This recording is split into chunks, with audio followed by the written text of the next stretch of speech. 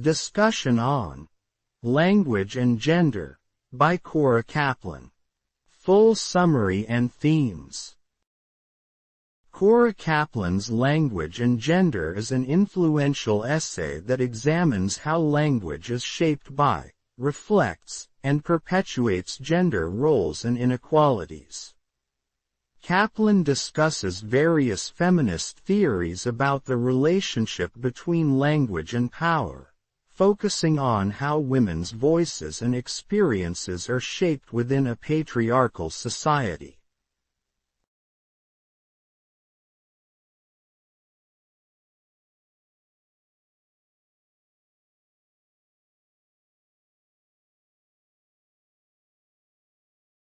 One.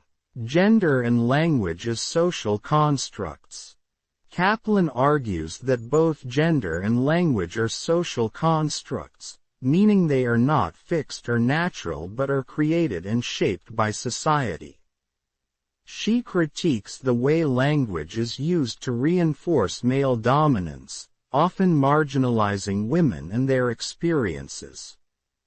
Example: the use of masculine pronouns like he as a generic term is an example of how language reflects patriarchal norms.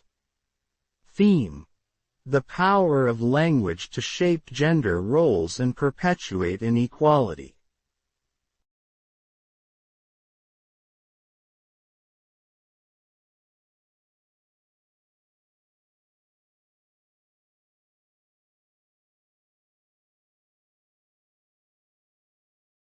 Women's silence in language. Kaplan explores how women have historically been silenced in public discourse. Women's contributions to language and culture are often overlooked or dismissed, reflecting their subordinate position in society. This silence is not just literal but symbolic, representing women's marginalization in societal structures. Theme: silence as a tool of oppression.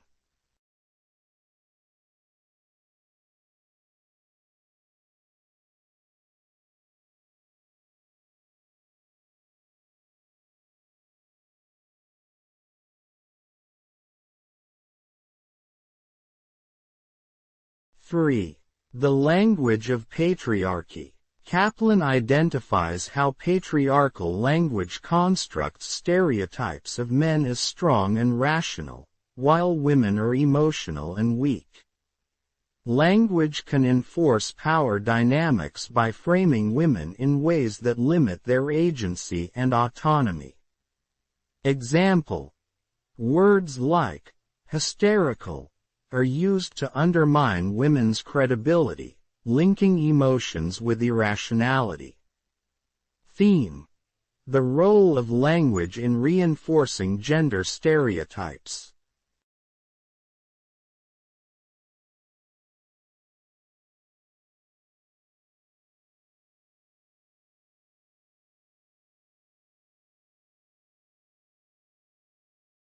Four. Feminist critiques of language. Kaplan highlights feminist efforts to critique and transform patriarchal language. She refers to feminist linguists like Dale Spender, who argue that man-made language reflects and sustains male dominance. Feminist strategies include reclaiming derogatory terms and creating new, inclusive forms of expression. Theme: the feminist struggle to challenge and change oppressive language.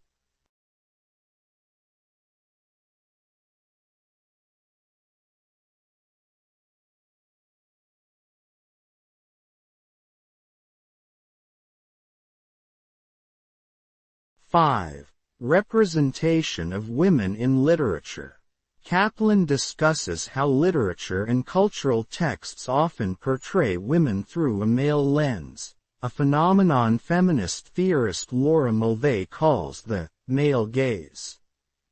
Women are often represented as passive objects, existing to serve male desires and narratives. Kaplan advocates for women's voices to be included in literature to challenge these representations. Theme: representation and the need for women's voices in culture.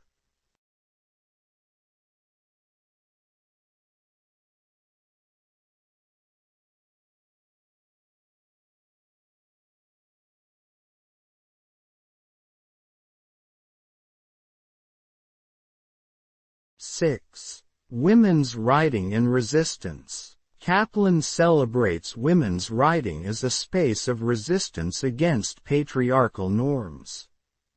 Women writers have challenged traditional narratives, creating new ways to express female experiences and perspectives.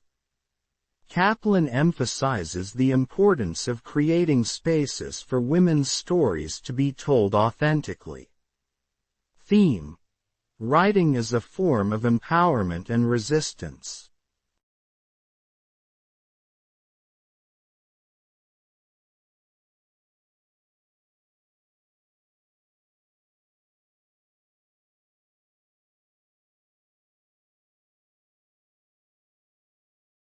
Seven.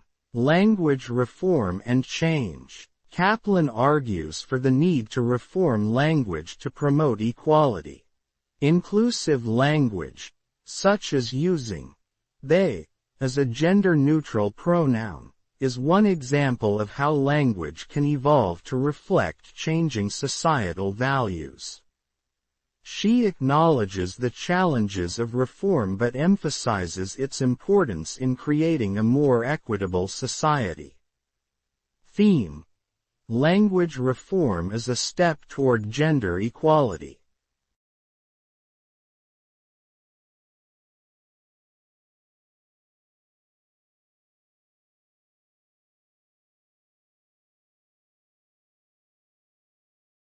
Key takeaways.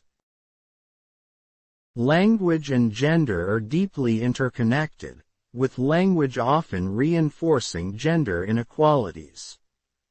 Women have historically been silenced and marginalized in language and culture. Feminist critiques aim to challenge patriarchal language and create space for women's voices. Representation of women in literature and culture plays a crucial role in shaping societal attitudes toward gender. Language reform is essential to achieving a more inclusive and equitable society.